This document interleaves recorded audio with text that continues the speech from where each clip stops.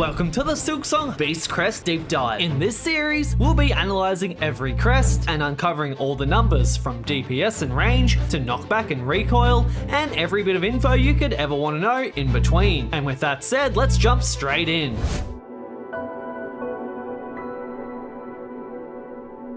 The Beast Crest is all about balls to the wall aggression. When mastered, the Beast Crest is capable of some truly crazy damage output, and can do things other crests can only dream of. The cost of having this potential, however, is a steep learning curve and a limited slot layout. Many of the Beast Crest moves are very easy to mess up, and since it's a crest that requires constant offense to be effective, it means things can quickly go south when the battle isn't going your way. The Beast Crest can be obtained at the Chapel of the Beast sub-area in Hunter's March. This will require the cloak to access, and you'll have to get through a platforming section, followed by defeating the Savage Beastfly boss. All the numbers for the stats we're analysing are going to be based on having a fully upgraded needle, and will be shown as 3 different data points: the raw value, the value as a percentage compared to the Hunter's Crest, and finally, how that stat ranks among every other crest. The Beast Crest doesn't have a passive ability in its normal state, however activating Bind will trigger the Fury state. In this state, Hornet will gain 23.51% increased range,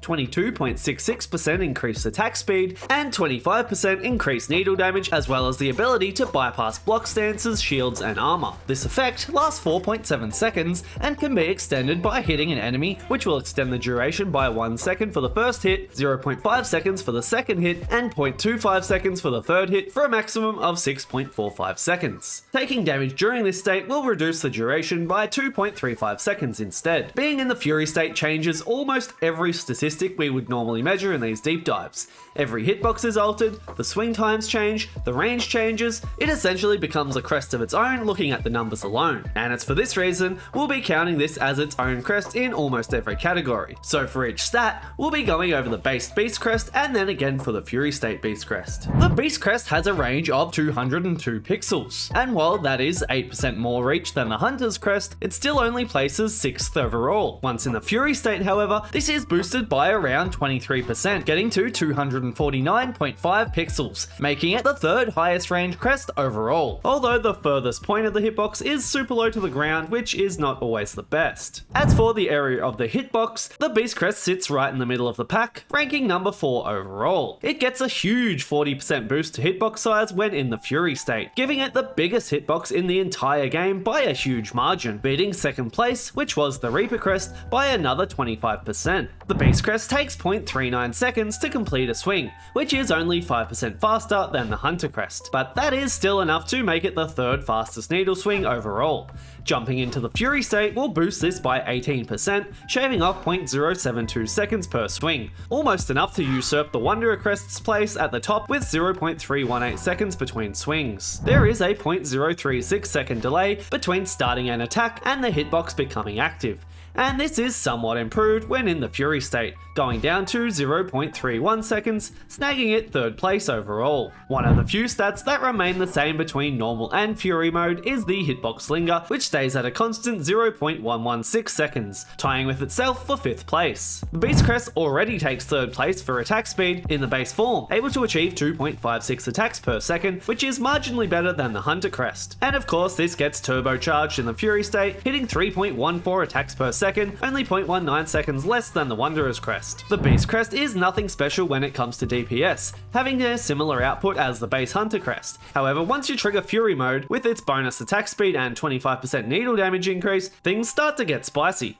hitting for 26 damage per hit at max needle upgrades, as well as having the 2nd highest attack speed in the game, means the Beast Crest is easily taking the number 1 spot for pure needle DPS in the game. Capable of doing 81.76 damage per second, that's about 60% more than the base Hunter Crest, or 1.5 times the damage of the base Beast Crest. That also makes it hit 16.8% harder than the Wanderer's Crest in the 2nd place. Of course, with the caveat that this is only possible for a limited duration while in the Fury state. Getting to knockback, and we measured Zango was yeeted back 64 pixels after being hit. This is on the lower end and placed at 5th overall. Moving to the Fury mode, and this value skyrockets by 67% to 107, making it the 2nd highest knockback value of all crests. And the recoil for both normal and Fury mode was the standard 40 pixels. The Beast Upswing actually ranked 3rd straight out of the gate for range, having 187 pixels of reach. But what's even more interesting is it actually loses vertical range when entering the Fury state, only by 9 pixels, but the competition is so close in this category that it's enough to drop it by 3 places, taking it all the way down to the 6th position. And now, what was the most awkward move for me to measure in the game? The Beast Crest's downward attack. This thing is really weird and is probably the main friction point on why people don't use this crest over others. We call it a downward attack, but in reality it should be called a sideways attack, and that is because the attack will take you almost 3 times further on the horizontal axis as it does the vertical one. It reaches 237 pixels in the downwards direction, but 614 pixels horizontally. Once in the Fury state, this range is increased to 263 pixels vertically and 630 pixels horizontally. 263, the stat we're actually measuring for our ranking, is going to take the number 1 spot in this category regardless. As for the area of the hitbox, it's gonna be a reasonable size at 34,425, 5th overall. And once in Fury mode, that's going to go all the way up to the 2nd largest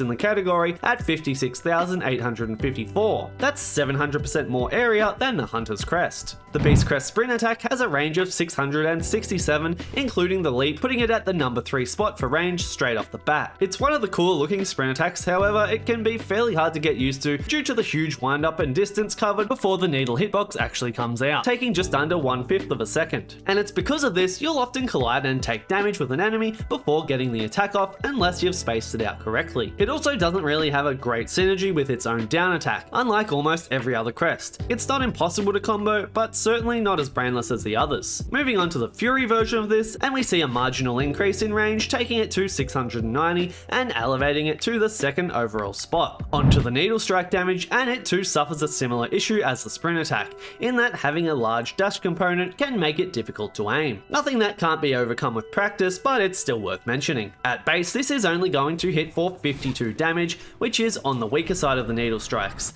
However, power up to Fury mode and this is going to go all the way to 79, making it the 2nd highest damage needle strike in the game. This is mostly due to the 25% needle damage buff from being in Fury mode, which is then also multiplied by the damage modifier of the needle strike itself. As for range, this is actually going to be nearly the shortest range needle strike in the game, excluding the dash distance of 275 pixels. If we do count the dash distance, however, this would take it to position 2 overall with a range of 576. And what is rather odd is that the Fury empowered version of this gets even shorter at 241 pixels, only counting the hitbox, becoming dead last. Or 3rd place if we count the dash distance at 559 pixels. Now you might recall I did say the Reaper needle strike was the shortest in the game in its episode. Unfortunately, I made a bit of a whoopsie when measuring the Beast Crest range the first time around, so the Reaper needle strike is actually promoted to the 6th spot overall now. We'll correct that in the future compilation video. The Beast Crest has the fastest bind in the game at 1 second. Instead of healing 3 masks like a normal bind, this bind instead gives you the aforementioned Fury buff, granting you all the bonuses we've already discussed, as well as letting you heal 1 mask each time you hit an enemy, up to a maximum of 3. A unique quirk about this bind is it can be activated even at full masks in preparation of taking damage and still get great value. Taking a look at the Beast Crest slot layout, and we can see a total of 5 slots, which is tied for the absolute worst in the game with one other crest. This is made up of 1 skill slot, 2 red slots, and 2 yellow slots. Being a contender for the worst slot layout in the game tempers this crest's crazy raw stats. Having no blue slots at all is particularly painful, but luckily this can be remedied by having the Vesty Crest and its single blue slot, which somewhat salvages the situation. Thankfully, it still gets the 2 standard red slots, which helps a lot with giving this crest versatility, and especially with things like Flint Slate can make it a damage dealing machine. The Beast Crest has anti-synergy with the Flea Brew, as activating the Fury state at the same time causes the attack speed cap to be reached and cuts the effective boost the brew provides. The plasmified state, achieved by gaining 9 masks of plasmium at once, is extra potent with this crest. Normally, the plasmified state enables you to regenerate 1 mask every 6 seconds, but causes binds to only heal for 1. Since the Beast Crest bind heals 1 per hit individually, up to the maximum of 3, not only is the healing unaffected, but the initial bind heals for 1 when it would otherwise not heal at all, turning a drawback into a benefit. Throw on the multi-binder and you can heal for a crazy 5 masks per bind. Stay tuned for the next episode episode where we'll be doing a deep dive on the Witch Crest. And if you want to support the creation of more content like this, consider hitting the join button to become a member. Otherwise, simply liking, commenting, and hitting the hype button will all help greatly with the algorithm. And if you're still here, check out this video where we made the fastest builds race each other in Hollow Knight, or perhaps this one where we tested the highest possible DPS build in Hollow Knight. Thanks for watching, and I'll see you in the next one.